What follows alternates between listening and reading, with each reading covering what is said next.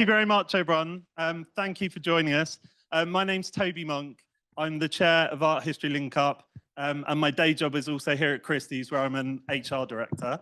It's our pleasure to welcome you to King Street this evening for what I think will be a really interesting panel discussion.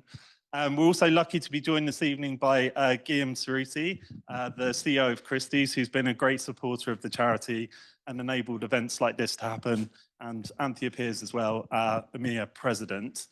I'm going to introduce you to Rose Aden. Rose is the incredible founder and CEO of Art History Link Up, who will be moderating the panel this evening. So Rose, over to you. Wonderful. Thank you, Toby. And welcome to Art History Link Up's supporters holiday event at Christie's. It's such a pleasure to see so many friends and supporters and alumni students here tonight. Thank you so much for joining us. And it's a great pleasure to know that our current and alumni students are joining us also on Zoom from across the UK. So welcome to Zoomers, and a special welcome to our very youngest cohort of new students, 13 to 15-year-olds who are studying with us for a GCSE equivalent qualification at the Courtauld and online on Sundays, and they're on the Zoom. So we're thrilled to have them. It's a really exciting development, and we'll hear a little bit more about why GCSE art history should be in schools. But we're here to celebrate the amazing support offered to our extraordinary students by all of you in so many different ways. Thank you. As you, I hope, know, fewer than 1% of state schools offer art history A-level, yet hundreds of students from hundreds of state schools across the UK have studied with us free of charge in their own free time, and they're taking art history forward in very impressive directions in all different ways. And I hope the people who are here will have the opportunity to meet and speak to some of our alumni who have joined us in person. Thank you to them all our students, for your commitment, dedication, and joy in the study of art history. We're very proud of you all. But we're here to think about why access to the arts is important for everyone. And we're so proud to have such distinguished panelists join us this evening. So Michael Craig Martin, visionary and legendary artist, Taymoor Atighetchi, Art History Link Up trustee. I mean, what gets better than that? But he's also founder and director of Papier, the wonderful stationery company. Jussi Pylkkänen, the auctioneer and art dealer extraordinaire. And Katy Wickremsinghe, cultural communicator and trustee of the Royal Academy and Dulwich Picture Gallery. Thank you so much for joining us this evening. Each will introduce themselves and their views on why access to the arts is so vital. And then our 5 alumni students you see with us here will discuss their ideas with them. As Michael's first, I'll outline his biography, and then he's going to follow with some very beautiful thoughts he's already shared with me, and I know you're going to enjoy. So Michael was born in Dublin, Ireland in 1941, educated in the US, studied fine art at Yale University, and came to Britain in 1966, and has lived and worked here ever since. Over the past 50 years, Michael's done numerous exhibitions and installations in galleries and museums across the world, including the Pompidou and the Museum of Modern Art in New York. A retrospective of his work was presented at the Whitechapel Gallery, London in 1989, a second at the Irish Museum of Modern Art in Dublin in 2006, and a third is currently at the Royal Academy in London until the 10th of December. If you've not seen it yet, I really encourage you to do so. He's well known to have been an influential teacher and considered a key figure in the emergence of the young British artists in the early 90s. His former students include Damien Hirst, Julian Opie, Fiona Ray, Sarah Lucas, and Gary Hume. Many of those artists we teach now in our A-level courses to our students at the Courtauld and online. And Michael was knighted for his services to art in 2016. So he's now going to share some of his thoughts about why access to the arts is so important for everyone. Michael. Well, thank you for the introduction. I mean, this is such an enormous subject, difficult subject, because obviously I believe passionately in the importance of the arts and education and what their role is, both in education and socially. To me, the arts are the most important way in which a person learns about themselves.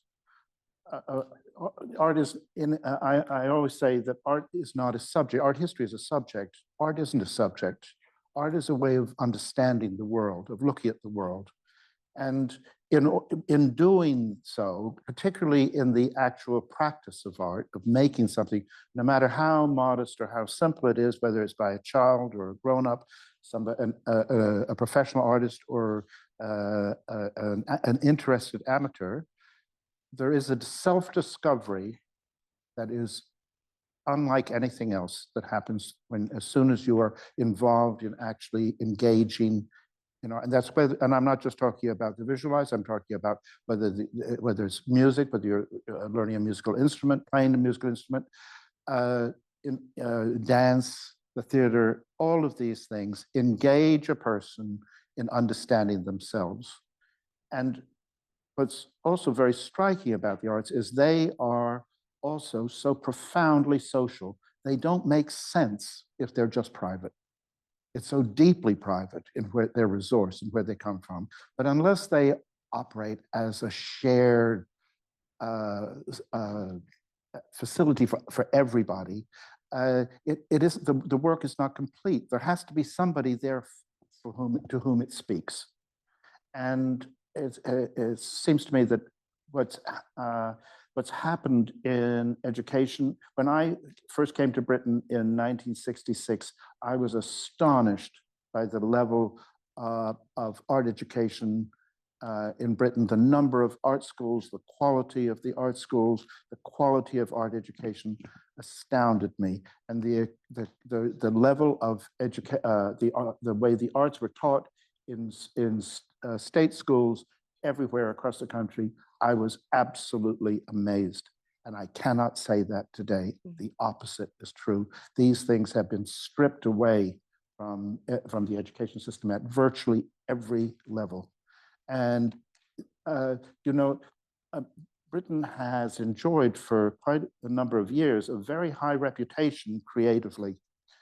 That did not happen overnight. That did not happen just in the moment when it appeared publicly. It took 20 years, 30 years. It took 2 generations, 3 generations to produce the creative world that we've known. And if the education is not there, if the roots of this are dying, there won't be that. And it's not because the British are good at it. It's got nothing to do with that. It has to do with what you put in. You get out what you put in. And if we don't do this for our children, grandchildren, for young people, then the future creatively for Britain, which is one of Britain's most amazing, because there is an aspect of British character which Owen has to say is, could we use the word stroppy? This is actually a very useful creative tool if it's used correctly, and it suits the British. And so this is but it has to be given voice. It has to have to find creative foundations in order to be acted upon. Thank you. Beautiful. Jussi. I think you've Jussi, you're going to introduce yourself first. Do I need to? No, of course, everyone knows who you are, but just No, I for didn't the mean it students like on that. Zoom. For the students on Zoom. Or do you want me to do it? Why don't you do it? It's less embarrassing for Go on, me. give me your... There we go. Okay, thank you. Thank you. So I'm very proud to introduce Jussi. Extraordinarily, I really am, because I don't know if you remember, but September 2020, we were here together in this room for a graduation of our students in lockdown. And that was the first time we came to Christie's with our students. And look where we are now. So it's actually rather beautiful to be introducing you. Jussi worked at Christie's for almost 40 years as a specialist in 20th century art. Started on the front desk, as all experts did in the 80s, ran the Impressionist department, later became president, and he's probably best known publicly for auctioneering many of the most expensive paintings in the world, including, of course, Leonardo's Salvator Mundi. He now runs an art advisory business in central London, working with collectors and institutions in their quest to improve and extend their collections of modern and contemporary art. And he's got some very powerful thoughts on the importance of access to the arts for all. So I'm going to hand over to Jussi. Well, first of all, thank you so much. That's very kind of you. Thank you. First of all, I'd like to say, Michael, you hit all the high notes from my perspective. It's the advantage of going first. You've triggered me to think of very different things to say. I mean, first of all, I'd like to say self-discovery is the essence of any art education, or just the willingness to look and to learn and to use your eyes rather than your mind. And I'm a real advocate of that. I was at a very